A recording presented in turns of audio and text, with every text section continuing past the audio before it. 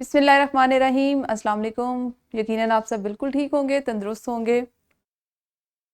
ایک کلاس آپ کی ہو گئی، اگلی کلاس ہے اب ہماری اردو کی۔ آپ بخوبی واقف ہیں سے اس وقت ہم اردو 11ویں جماعت میں دوسرے سبق کو پڑھ رہے ہیں، اور آج انشاءاللہ اس سبق کو ہم نے چھٹے حصے میں مکمل کرنا ہے۔ آپ سب واقف ہیں کہ اس میں ہماری جو صلاحیت ہے وہ ہے لکھنے کی، اور حاصل تعلم آج کا ہے مختلف ادبی شخصیات کی مرقع نگاری کر سکیں۔ ہاں جی، تو آپ نے کبھی مرقع نگاری کا لفظ اس سے پہلے سنا، استعمال کیا کہ مرقع نگاری کسے کہتے ہیں؟ اچھا، سعدیہ آپ مجھے بتائیں، اسکول میں ابھی آپ کا باقاعدہ کالج تو نہیں، اس کا آغاز تو نہیں ہوا ہوگا، ہے نا؟ تو اسکول میں آپ کی جو سب سے بہترین دوست ہیں، نہیں بلکہ دوست کو بھی چھوڑیں، ایسے کرتے ہیں کہ جو آپ کو سب سے زیادہ آپ کی معلمہ پسند تھی، ان کے بارے میں مجھے کچھ بتائیے۔ مس مطلب جیسے معلمہ پسند مطلب آپ کو سب سے زیادہ اچھی لگتی تھی اسکول میں؟ مس میری تو ایک تھی ٹیچر میتھس کی، وہ مجھے بہت پسند تھی۔ کے بارے میں بتائیے، ان کی کیا کیا کیا کیا خصوصیات تھی جو وہ آپ کو اچھی لگتی تھی؟ مس ان کا پڑھانے کا انداز اور ان کی سختی اچھی لگی مجھے۔ ان کی سختی اچھی لگتی تھی، پڑھانے کا انداز اچھا لگتا تھا۔ اس کے علاوہ ان کی شخصیت کیسی تھی؟ مطلب اچھی تھی، جیسے لونگ تھی، اور مطلب جو ہے نا پیار سے پڑھاتی تھی۔ کبھی اچھا، کبھی غصہ بھی کر دیتی تھی، لیکن جیسے ماں کی طرح، جیسے مما ہمیں غصہ کرتی ہیں تو ویسے وہ بھی غصہ کر دیتی تھی۔ آپ کو اس لیے اچھا، اس کے علاوہ اگر میں آپ سے یہ سوال کروں کہ پڑھانے کے علاوہ، یہ تو ان کا پروفیشن تھا، ان کا پیشہ تھا، کیا آپ اس کے علاوہ ان کی شخصیت سے واقف ہیں؟ آپ جانتی ہیں کہ ان میں اور وہ کیا کرتی تھی؟ وہ اپنا فارغ جو وقت تھا وہ کیسے گزارتی تھی؟ وہ اسکول سے گھر جانے کے بعد کیا کرتی تھی؟ ان کی کیا مصروفیات تھیں؟ کچھ جانتی مس ہیں آپ؟ وہ تو نہیں پتا، لیکن جو ہے وہ بس ہر وقت جو ہے نا میتھس کی ہماری کاپیز چیک کرتی رہتی تھی، رجسٹر اچھا کر لیتی رہتی تھی، اچھا اچھا اچھا، اور ہمارے فی پیریڈ ہماری لے لیتی تھی میتھس کے۔ وہ لے لیتی تھی۔ یعنی اس کے علاوہ آپ ان کی خانگی زندگی یا ان کی ذاتی زندگی کے بارے میں زیادہ نہیں جانتی، ہے نا؟ جی اچھا، چلیں ٹھیک ہے۔ ریان آپ کیسے ہیں؟ ٹھیک میم۔ ہاں جی، آپ مجھے اپنے کسی پسندیدہ استاد کے بارے میں کچھ بتائیں گے؟ میم گریڈ 7 میں ہماری ایک انگلش کی ٹیچر تھیں، وہ کافی اچھا پڑھاتی تھیں، اچھا یعنی وہ ساری کلاس کو بہت اچھے سے انگیج کر لیتی تھیں اور سب کا ایک پوائنٹ آف ویو دیتی تھیں۔ اچھا، شاباش۔ اور اس کے علاوہ مطلب درس و تدریس کے علاوہ آپ کو ان کی شخصیت میں کیا اچھا لگتا تھا؟ میم پولائٹ، کائنڈنس ہاں، تھیں، کائنڈ تھیں۔ نرم دل تھی، نرم گفتار تھی، ان کا انداز گفتگو آپ کو جی اچھا میم، لگتا ہوگا۔ اچھا، اور مطلب کیا آپ جانتے ہیں کہ وہ صرف پڑھاتی تھی یا وہ کچھ اور بھی کرتی تھی؟ ان کی شخصیت کا کوئی اور پہلو ایسا جو آپ کے خیال میں آپ سب دوستوں کو، آپ سب کلاس میٹس کو پتا ہونا چاہیے تھا؟ میم بک ریڈنگ۔ بک ریڈنگ کرتی تھیں، اچھا، یعنی وہ ایک ان کا پڑھنے پڑھانے سے ان کو شغف تھا، ایسا ہی ہے؟ جی میم۔ اچھا، جب دیکھیں یہی ہمارا آج کا موضوع ہے۔ اگر میں آپ لوگوں سے یہ کہوں، یہاں پہ مجھے ابھی آپ دونوں سے بات کر کے تھوڑا سا یہ اندازہ ہوا کہ آپ میرا خیال ہے کہ ہم اساتذہ کرام کو بس اتنا ہی جانتے ہوتے ہیں کہ جتنا وہ اسکول میں یا کالج میں ہمیں دکھائی دے رہے ہوتے ہیں، ہم ان کے بارے میں اتنا ہی واقف ہوتے ہیں۔ کالج کی زندگی میں ذرا سا یہ مختلف ہوگا، ابھی آپ لوگ جیسے کالج میں آپ نے داخلہ لیا ہے، خاص طور پہ اگر میں یہاں پہ مثال دوں گورنمنٹ کالجز کی، تو وہاں پہ آپ کے جو ایک وہ فری پیریڈز ملتے ہیں آپ کو، بزم ادب جس میں ہوتا ہے، یا آپ کے 2 ہفتے کے بعد ایک کلاس ہوتی ہے جس میں آپ ٹیچرز کے ساتھ، آپ کو ان کے ساتھ پڑھائی سے متعلقہ اور پڑھائی سے ہٹ کے گفتگو کرنے کا موقع ملتا ہے، تو تب بھی آپ لوگوں کی شخصیت کے بارے میں بہت زیادہ واقف ہوتے ہیں، ان اساتذہ کرام سے بہت واقف ہوتے ہیں۔ میں نے خود اپنی کالج لائف میں اپنے ٹیچر سے بہت کچھ سیکھا، بلکہ ہماری اپنی ایک اکنامکس کی ٹیچر تھیں، ان سے بات کرنے کے بعد، ان سے ملنے کے بعد، یا وہ جو ہماری ایک کلاس ہوتی تھی، میں اس وقت اس کا نام بھول رہی ہوں، تو اس پیریڈ کے بعد وہ ہر 2 ہفتے کے بعد ہوتی تھی. اس کے بعد اپنے مستقبل کے لیے کچھ راہیں ہموار کرنے میں یا اپنا ایک ٹارگٹ بنانے میں بڑی آسانی رہی, اور اسے پتہ چلا کہ وہ کیوں ہم نے کیوں ان سے سیکھا کہ وہ ہمیں اپنی زندگی کے واقعات یا کالج سے ہٹ کے چیزیں بتاتی تھی کہ ایسے بھی ہے, ہمیں ان کی شخصیت کے اور پہلو بھی پتہ چلتے تھے. آج ہمارا موضوع یہی ہے, مرقع نگاری.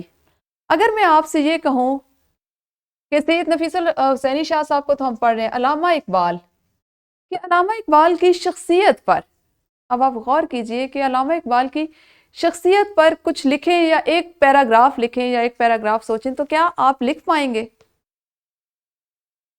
جی میم لکھ پائیں گے, کیونکہ ہم ان کی یہ بھی ہمیں ان کو بہت اچھی طریقے سے ہم جانتے ہیں کہ انہوں نے کہاں سے تعلیم حاصل کی, کہاں رہے, ٹھیک ہے, اور ذاتی ان کی جو زندگی ہے اس سے بھی واقفیت ہے کہ ان کے ہاں واقفیت رکھتے ہیں ہم. بالکل بالکل بالکل. اچھا, اب یہاں پہ جو ایک اہم سوال ہے وہ یہ آتا ہے کہ ہم ان کے بارے میں جانتے ہیں, ہمیں ہمارے پاس اگر میں یہ کہوں تو غلط نہیں ہوگا کہ معلومات کا ایک بڑا وسیع خزانہ ہمارے پاس موجود ہے علامہ صاحب سے متعلق. اب علامہ صاحب سے متعلق ان معلومات کو, ان کی شخصیت کو بیان کرنے میں ہر بچے کا اپنا انداز ہوگا. ریان لکھیں گے تو ان کا اپنا انداز ہوگا, سعدیہ کا اپنا انداز ہوگا, آئمہ ہوں گی تو ان کا اپنا انداز ہوگا. میں اگر آپ لوگوں سے بات کروں گی تو میرا لکھنے کا یا ان کی شخصیت کو بیان کرنے کا اپنا ایک انداز ہوگا, ہے نا؟ اچھا جی, ہم آج جو پڑھنے جا رہے ہیں وہ ہے مرقع. سب سے پہلے دیکھتے ہیں کہ مرقع کہتے کس کو ہیں. جو لفظ مرقع ہے, اس لفظ کا معنی ہے خاکہ یا تصویر یا نقشہ یا منظر.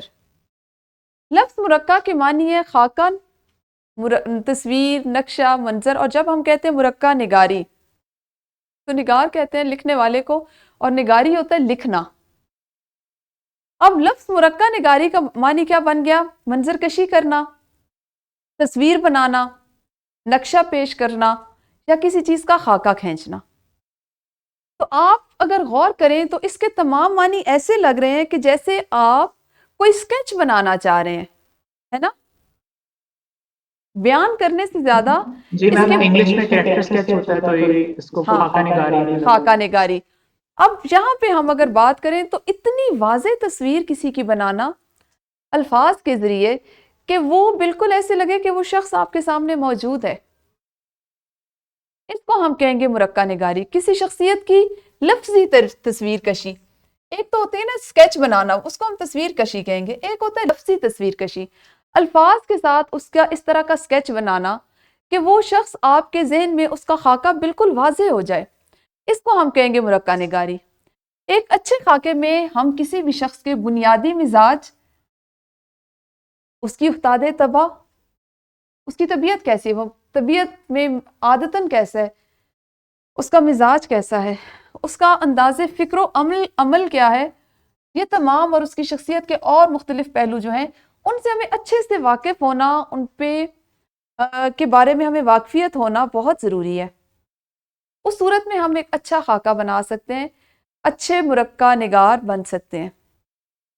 مرقع نگاری چونکہ ایک صنف ادب ہے, اب آپ کے باقاعدہ اس میں شامل ہے, آپ کے نصاب میں شامل ہے, تو اس صنف ادب میں کسی شخص, واقعے یا مقام کی تصویر کشی کی جاتی ہے. ٹھیک ہے, یہاں پہ کوئی شخص بھی ہو سکتا ہے, واقعہ بھی کوئی ہو سکتا ہے, اور کسی مقام کی تصویر کشی بھی ہو سکتی ہے. اردو میں فرحت اللہ بیگ جو ہے وہ مرقع نگاری کے بانیوں میں سے ایک ہے, یا ان کا شمار کیا جاتا ہے. ان کی مرقع نگاری میں ظرافت یعنی مزاحیہ انداز اور قصہ نگاری کا خاص لطف آتا ہے. اب اگر ہم کسی بھی مرقع نگار, اگر ہم فرحت اللہ بیگ کی بات کریں تو ان کی مرقع نگاری کی خصوصیت کیا ہوگی؟ ایک ظرافت, یعنی جملوں کو اتنے ظریف انداز میں, اتنا ان کا ہلکا پھلکا انداز ہوتا ہے کہ پڑھنے والے کو بوجھل نہیں لگتا. وہ کہتے ہیں اچھا اتنی اچھی بات کی ہے, چلیں اگلی بات کو بھی جانتے ہیں, اس سے کے بعد کیا ہوا اس کو بھی جانتے ہیں. اور قصے وہ بڑے کسی بھی بات کو قصوں کے انداز میں بیان کرتے ہیں. یہ ان کی مرقع نگاری کی خصوصیت ہے. اچھا, فرحت اللہ کی مرقع نگاری میں شخصیت نگاری کا خاص اہتمام کیا گیا ہے. وہ اپنے مرقعوں میں کرداروں کے ظاہری اور باطنی اوصاف کو, کیا آپ میں سے کوئی بچہ مجھے ظاہری اور باطنی اوصاف کا بتا سکتا ہے کہ اس سے کیا مراد ہے؟ میم ظاہری اوصاف سے مراد ہے کہ وہ دکھنے میں کیسے ہیں, صحیح ہے، بالکل صحیح اور ہے، باطنی اوصاف سے مراد ہے ان کی طبیعت کیسی ہے، بالکل صحیح ہے، سوچ میں کیسے پرسنالٹی. سوچنے انداز فکر کیا ہے، وہ دوسروں کے لیے کیسی رائے رکھتے ہیں. بالکل. اچھا، ظاہری اور باطنی اوصاف، بالکل آپ نے صحیح کہا. ظاہری اوصاف یہ ہوتے ہیں کہ آپ، ایک وہ چیز ہوتی ہے جو ہماری شخصیت کا حصہ ہوتا ہے. آپ کا اٹھنا بیٹھنا کیسے لوگوں سے ہے، آپ کا پہننا اوڑھنا کیسا ہے، آپ سادہ مزاج ہیں، منکسر المزاج ہیں، یا آپ بہت زیادہ چیزوں کا دکھلاوا کرتے ہیں، آپ کی طبیعت میں شوخ پن، چنچلا پن بہت زیادہ ہے، آپ بہت چنچل مزاج کے ہیں. اور ایک باطنی اوصاف ہوتے ہیں کہ آپ آیا جیسے نظر آتے ہیں کیا ویسے ہی ہیں حقیقت میں. کیا آپ جتنے نرم مزاج دکھائی دیتے ہیں لوگوں کو، لوگوں سے گفتگو کرتے ہوئے جتنی نرمی اختیار کرتے ہیں، کیا آپ باطنی طور پہ بھی اتنے ہی نرم مزاج ہیں؟ یا جب آپ اکیلے بیٹھتے ہیں یا کسی ایک دوست یا دو دوستوں کے ساتھ بیٹھتے ہیں تو آپ کا انداز، آپ کا لہجہ، آپ کی سوچ دوسروں کا مضحکہ اڑانے والی ہوتی ہے، مضحکہ خیز سوچ کے ساتھ ہوتے ہیں. تو فرحت اللہ بیگ کرداروں کے ظاہری اور باطنی اوصاف کو بڑی مہارت سے پیش کرتے تھے. آپ کو موقع ملے تو آپ نے ضرور پڑھنا ہے. آپ لوگوں کے لیے یہ ایک سجیشن بھی ہے اور میں چاہوں گی کہ آپ اس کو پڑھیں. مرزا فرحت اللہ بیگ کی جو ایک مرقع نگاری یا خاکہ نگاری ہے، وہ انہوں نے نذیر احمد پہ، مولوی نذیر احمد پہ لکھی ہے. ان کی کہانی کچھ ان کی زبانی کچھ میری زبانی، یہ ان کی کتاب کا نام ہے. آپ کو یقین جانیے اس قدر مزہ آئے گا، اتنا لطف آئے گا کہ آپ کو لگے گا کہ آپ مولوی نذیر احمد سے مل رہے ہیں، وہ آپ کے سامنے موجود ہیں. اور یہ ایک مرقع نگار کی خصوصیت ہوتی ہے. ٹھیک ہے. فرحت اللہ بیگ کی مرقع نگاری میں ظرافت کا رنگ غالب ہے. اب میرا یہ ماننا ہے کہ کوئی بڑے سے بڑا بھی موضوع ہو، سنجیدہ سے سنجیدہ پہلو بھی ہو، اگر آپ نے اس پہ بات کرنی ہو، اگر آپ اس کو ذرا سے ظرافت بھرے انداز میں کریں گے، ذرا مزاحیہ انداز میں کریں گے، تو دیکھنے والے اس سے جلدی اثر قبول کریں گے. اچھا، یہاں پہ اگر ہم بات کریں تو مرزا کے فرحت اللہ بیگ کے مرقعوں میں لطیفہ گوئی اور طنز و مزاح سے قارئین کو محظوظ ہوتے ہیں. فرحت اللہ بیگ کی مرقع نگاری میں قصہ نگاری کا عنصر بھی عام ہے. وہ اپنے مرقعوں میں کرداروں کی زندگی کے واقعات کو دلچسپ انداز میں بیان کرتے ہیں. تو آپ کو سمجھ آئے کہ مرقع نگاری کیا ہوتی ہے؟ اگر میں آپ سے کہوں 2 جملوں میں مرقع نگاری کی تعریف کریں تو وہ کیا ہوگی؟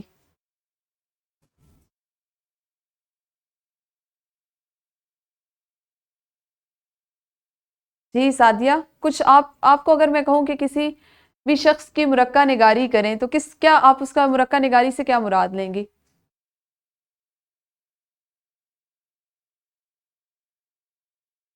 ریان، آپ بتائیں گے؟ میم اس کے زندگی کے حالات اور واقعات کو بیان کرنا، خوبیوں اور خامیوں دونوں اور کو. ان کے سارے مزاج، خوبیاں، خامیاں، ہاں جی، بالکل اور بالکل. اگر ہمیں کوئی خاص واقعہ یاد ہے، جیسے کوئی واقعات تو ہوں گے، مزاحیہ، ہاں، کوئی خاص واقعات، تو وہ بھی ہم بیان لکھ سکتے ہیں. وہ بالکل لکھنا ہوتا ہے. مرقع نگاری اسی صورت میں کر سکتے ہیں جب آپ کسی شخص کو بہت اچھے سے جانتے ہو.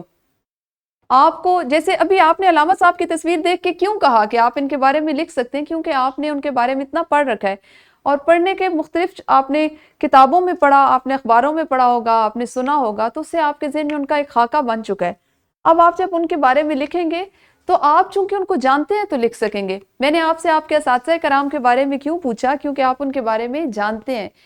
اب جب آپ لکھنے لگتے ہیں تو آپ کا انداز بیاں اور لفظوں کا انتخاب اتنا اچھا ہو کہ اگر آپ کسی کی خامی یا اس کی شخصیت کی کسی منفی پہلو کو بھی ایسے اس بیان کر رہے ہیں تو وہ اتنے ہلکے پھلکے انداز میں، اتنے مؤدب انداز میں ہو کہ پڑھنے والوں کو بھی برا نہ لگے.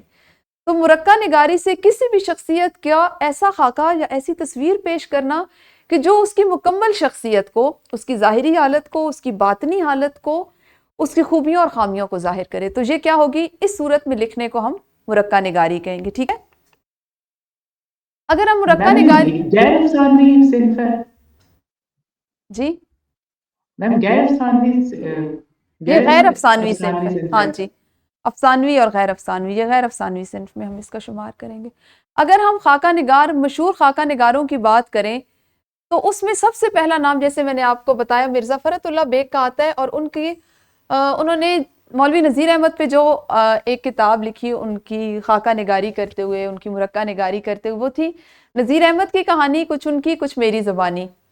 फिर रशीद अहमद सिद्दीकी का उर्दू अदब में बहुत बड़ा नाम है, उनके गंज हाय गिराम आया और हम नफसाने रफ्ता जाकिर साहब, ये वो तमाम खाके हैं इसमें या मुरक्का निगारी की वो किताबें जिनको आप पढ़ेंगे तो आपको लगेगा कि आप इन शख्सियात से मिल रहे हैं। इसी तरह सादत हसन मंटो के गंजे फरिश्ते, लाउड स्पीकर और फिल्मी शख्सियतें, मोहम्मद तफ़ैल के नकूश, 9 मजमूए उनके हैं, जनाब, साहब, आप, मोहतरम, मुकरम, मुअज़्ज़म, मखदूमी, मुहिब्बी, महवे कलम का बयान, और ये इन्होंने इन तमाम अहम शख्सियात पे लिखे हैं। इसी तरह आज मैंने आप लोगों को समझाने के लिए एक खाका यहाँ से लिया है मौलवी अब्दुल हक के चंद हम असर, जिनकी किताब का नाम है, और इसमें मोहसिनुल मुल्क हाली, रास मसूद, सर सैयद अहमद खान और एक माली, इनके खाके या इनकी मुरक्का निगारी की गई है। ठीक है, अब की किस तरह से जाती है मुरक्का निगारी, इस पे बात करते हैं। आप लोगों ने 9th या 10th में, मैट्रिक में, आपने नामदेव माली का सबक पढ़ा? जी मैंने पढ़ा था नामदेव माली का, शाबाश, वो याद है, बहुत अच्छी तरीके से याद है। सादिया आपने पढ़ा?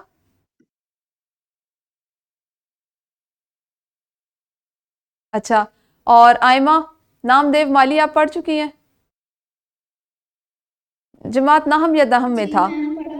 शाबाश। अच्छा, आप तीनों किस किस बोर्ड से अपीयर हुए हैं? मैट्रिक आप लोगों ने कहाँ से किया है? मैम मैं फेडरल बोर्ड से मैंने किया। आपने फेडरल बोर्ड से किया, ठीक है। मैंने फेडरल बोर्ड को, मैम मैंने सेंट्रल बोर्ड से। आपने भी फेडरल से किया, फिर ठीक है। और आयमा आपने? मैंने फेडरल से। अच्छा, ठीक है। मैंने सेंट्रल बोर्ड से किया। सिंध बोर्ड से है ना सादिया? जी जी। सिंध बोर्ड से। अच्छा, सिंध बोर्ड में भी आपने नामदेव माली की कहानी पढ़ी होगी। मेरा अब तक का जो दर्स व तदरीस का अपना जितना भी तजर्बा है वो फेडरल बोर्ड को पढ़ाने का, फेडरल बोर्ड के बच्चे ही थे, उनको मैंने पढ़ाया हुआ है। अच्छा, ठीक है, ये कहानी आप सब इससे वाकिफ होंगे। अगर आपने नामदेव माली पढ़ा हो तो क्या आपको इसको पढ़ने के दौरान में ऐसा नहीं लगा कि नामदेव का एक पूरा खाका, पूरी तस्वीर हमारी आंखों में आ जाती, सामने आ जाती है हमारी नजर के?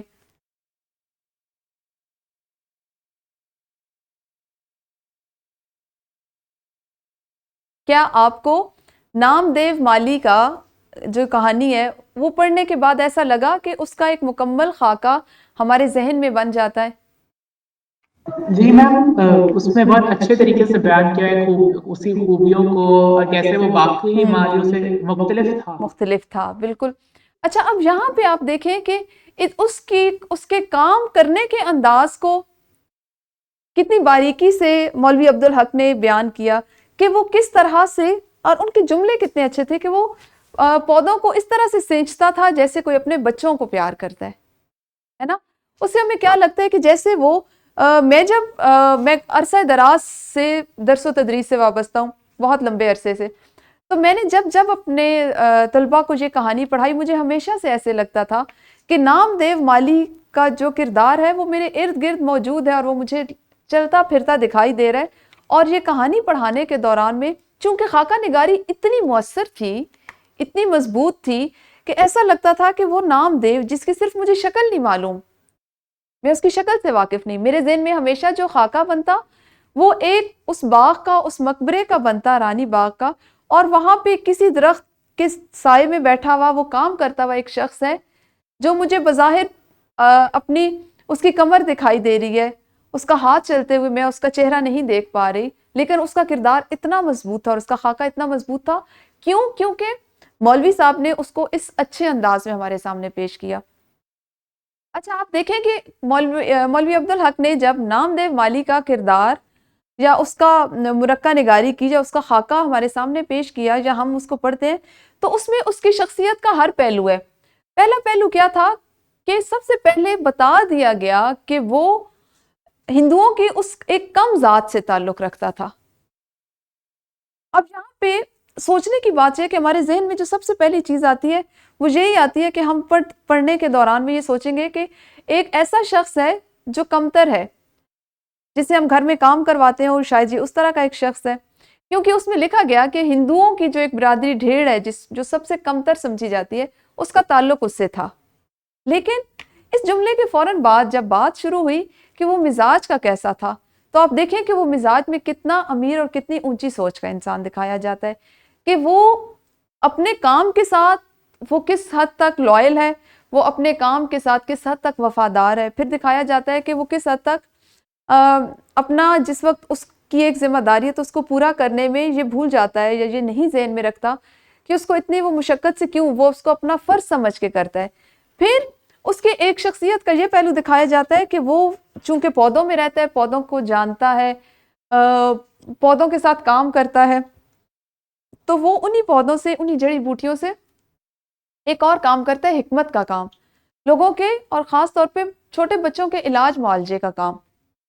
اور پھر اس میں دکھایا جاتا ہے کہ وہ اپنے کام میں ہمیشہ اتنا مگن اور اتنا محو رہتا ہے کہ وہ باقی لوگوں سے یا جو دوسرے مالی ہوتے ہیں ان سے گپ شپ میں، بات چیت میں اپنا وقت نہیں ضائع کرتا. تو اس سے پڑھنے سے کیا ہوتا ہے کہ ہمارے ذہن میں بالکل ایک واضح خاکہ بن جاتا ہے. ایسا ہی ہے نا، میں نے آپ لوگوں کے لیے نام دیو مالی کی جو کہانی ہے وہ لکھی تھی. میرا یہ خیال تھا کہ اگر نہیں پڑھی ہوگی تو ہم اس کو جماعت میں پڑھیں گے اور پھر اس پہ رکھیں گے، لیکن چونکہ اچھی بات ہے آپ سب نے پڑھی ہوئی ہے تو اس کا خاکہ بنانا یا اس پہ بات کرنا بہت آسان ہے. اب اگر ہم نے اس کا خاکہ پڑھنے کے بعد دیکھیں تو بابائے اردو مولوی عبدالحق کا یہ متاثر کن خاکہ ایک ایسے مالی کی شخصیت کو پیش کرتا ہے جو ایک غریب اور بے جا طور پر حقیر سمجھے جانے والے طبقے سے تعلق رکھتا تھا. ایسا ہی ہے نا، نام دیو اس مالی کو اپنے کام سے عشق تھا، لیکن ایک دن کام کے دوران میں اس پر شہد کی مکھیوں نے حملہ کر دیا. گو اس حملے سے نام دیو مر گیا، لیکن اس مختصر خاکے نے اسے امر کر دیا. مولوی عبدالحق نے اس خاکے میں بتایا ہے کہ عظمت کیا ہوتی ہے اور یہ غریب مالی ایک عظیم شخصیت کیوں تھا. یہ خاکہ بابائے اردو کی کتاب چند ہم اثر میں سے لیا گیا ہے اور اس میں نامور لوگوں کے خاکے شامل ہیں جیسا کہ میں نے ابھی آپ کو دکھایا. اب ہم نام دیو کو نہیں جانتے،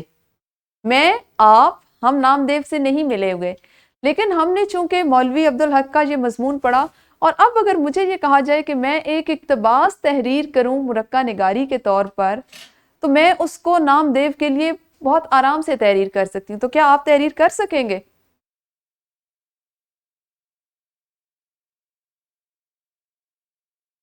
اگر آپ لوگوں نے نام دیو کی شخصیت پہ ایک مرقع نگاری کا ایک اقتباس تحریر کرنا ہو جس کی صورت مرقع نگاری کی ہو تو کیا آپ تحریر کر پائیں گے؟ جی میم کر پائیں گے. شاباش. سعدیہ اور آئمہ آپ کا کیا خیال ہے؟ کر لیں گے میم. ایک اقتباس لکھنا ہے، ایک پیراگراف لکھنا ہے تو یقیناً لکھ لیں گے، ہے نا؟ اچھا جی، اب کرنا یہ ہے کہ ابھی ہم ایک چھوٹی سی سرگرمی کرتے ہیں. آپ سب نے اپنے سب سے جو قریبی دوست ہے اس کو ذہن میں رکھنا ہے اور اس پہ ایک پیراگراف، ایک اقتباس تحریر کرنا ہے، لیکن انداز مرقع نگاری کا ہو، یعنی اس میں اس کی خوبیاں بھی ہوں، اس کی خامیاں بھی ہوں، لیکن انداز تحریر اتنا شگفتہ اور شائستہ ہو کہ وہ پڑھنے والوں کو بھی برا نہ لگے اور اگر آپ کا وہ دوست آپ اس کو بھیجیں تو اس کو بھی برا نہ لگے. ٹھیک ہے، یہ سرگرمی ہے جس کو آپ ابھی کریں گے. ابھی ہمارے پاس جی 3 منٹ رہتے ہیں اس کلاس کے. ٹھیک ہے، اگر آپ اس کے ابھی اہم نکات لکھ لیں تو مجھے اچھا لگے گا کہ جلدی سے آپ اس کو لکھ لیں 2 منٹ لے کے، اور اس کو تفصیلاً ایک لکھنا، آپ نے اس کو تفصیل سے اتنا ہی لکھنا ہے کہ ایک پیراگراف لکھ کے دے سکیں، ایک اقتباس جو 8 سے 10 لائنوں کا. ٹھیک ہے، یہ آپ نے ابھی لکھنا ہے. اگر اہم نکات آپ ابھی لکھ لیں کہ آپ سوچیں، اپنے ذہن میں لائیں کہ کس دوست پہ لکھیں گے، اس کی شخصیت کی کون کون سی خوبیاں آپ کو پسند ہیں، کیا کیا اس کی خامیاں ہیں جن کو آپ درگزر کرتے ہیں، اوور کم کر دیتے ہیں، ان کو وہ کیسے ختم کر سکتے ہیں، لیکن ان خامیوں کے باوجود آپ کو کیوں پسند ہے، اس کی شخصیت میں ایسی کیا بات ہے. تو یہ نکات آپ اپنے پاس محفوظ کر لیں تو اس طرح بھی آپ کا کام ہو سکتا ہے. یہ سرگرمی آپ نے ابھی کرنی ہے اور آپ نے کیا کرنا ہے کہ اپنے من پسند نعتیہ کلام لکھنے والے کسی بھی شاعر کی شخصیت کے نمایاں اوصاف اور ان کے انداز بیاں اور ادبی کارناموں پر ان تمام چیزوں کو ذہن میں رکھتے ہوئے صرف ایک اقتباس تحریر کرنا ہے، لیکن اس اقتباس کا جو انداز ہے وہ مرقع نگاری کی صورت میں ہونا چاہیے. ٹھیک ہے، یہ آپ کے گھر کا کام ہوگا. چونکہ ہم نعت پڑھ رہے ہیں تو آپ نے اپنا کوئی بھی جو آپ کو ایسے شاعر جن کا نعتیہ کلام آپ کو پسند ہے، کیونکہ دیکھیں جن کو جو ہمیں پسند ہوتے ہیں نا ان کے بارے میں ہم زیادہ جانتے ہیں، زیادہ پڑھتے ہیں اور ان کے بارے میں تحریر کرنا آسان ہوتا ہے. تو آپ لوگوں کے لیے آزادی ہے اپنے من پسند نعتیہ کلام لکھنے والے کسی شاعر کے بارے میں آپ نے ان کی مرقع نگاری کرتے ہوئے ایک اقتباس تحریر کرنا ہے جس میں آپ نے ان کے نمایاں اور صاف ان کا انداز بیاں اور ان کے جو ادبی کارنامے ہیں ان کو زیر بحث لانا ہے. آپ کے پاس 2 دن ہے. مجھے ایک تو ریان نے کام بھیجا تھا, ایک آئمہ نے بھیجا تھا. سعدیہ آپ بھی بچے کام بھیجا کریں ساتھ کے ساتھ تاکہ آپ لوگوں کی اصلاح ہوتی رہے, اور کام آپ نے کیا اچھی بات ہے. ہم اس میں مزید بہتری کی کوشش کریں گے کہ فرسٹ ایئر میں چونکہ خاص طور پہ اگر میں فیڈرل بورڈ کی بات کروں آئمہ اور ریان آپ لوگوں کے لیے, تو آپ لوگ اس بات سے بخوبی واقف ہوں گے کہ فیڈرل بورڈ اتنی آسانی سے نمبر نہیں دیتا. اس کا نمبر دینے کا, اس کے پیپر مارک کرنے کا جو طریقہ ہے وہ بھی مختلف ہے, اور وہ باقاعدہ پڑھ کے پیپر مارک کیے جاتے ہیں. مجھے بھی اتفاق ہوا 2-3 سال ان کے پیپرز چیک کرنے کا, میٹرک اور ایف اے کے, تو اس دوران میں ایسا نہیں ہوتا تھا کہ ہم بیٹھ کے لینتھ دیکھیں اور آ جائیں, ہمیں پڑھنا پڑتا تھا. اور اب تو S L O based exam ہے, آپ کے حاصلات تعلم کو بنیاد بنا کے امتحان لیا جائے گا, تو آپ سوال پر غور کیا کریں, اس کے بعد اس کو تحریر کریں گے. اب دیکھیں آپ نے مرقع نگاری پہ پورے 5 صفحات نہیں تحریر کرنے, ایک اقتباس تحریر کرنا ہے, صرف ایک پیراگراف تحریر کرنا ہے. اس کو اچھے انداز میں کیجیے تاکہ آپ کے امتحان کی اچھی تیاری ہو. ٹھیک ہے, کوئی ایسی چیز جو نہ سمجھ آئی ہو مرقع نگاری کے حوالے سے وہ بھی پوچھ لیجیے. ہماری کلاس کا وقت ختم ہو رہا ہے تاکہ آپ ہفتہ اور اتوار لگا کے یہ کام مکمل کر لیں, اور ہم کوشش کریں گے پیر یا منگل تک یہ سبق مکمل کر لیں انشاءاللہ. خیر میم. خیر ہے, تھینک یو. اور آئمہ سعدیہ کوئی مسئلہ, کوئی سوال جو نہ سمجھ آیا ہو؟ نہیں میم. سب سمجھ آگے, شاباش. ٹھیک ہے جی, اپنا بہت خیال رکھیے گا. اللہ حافظ, شکریہ.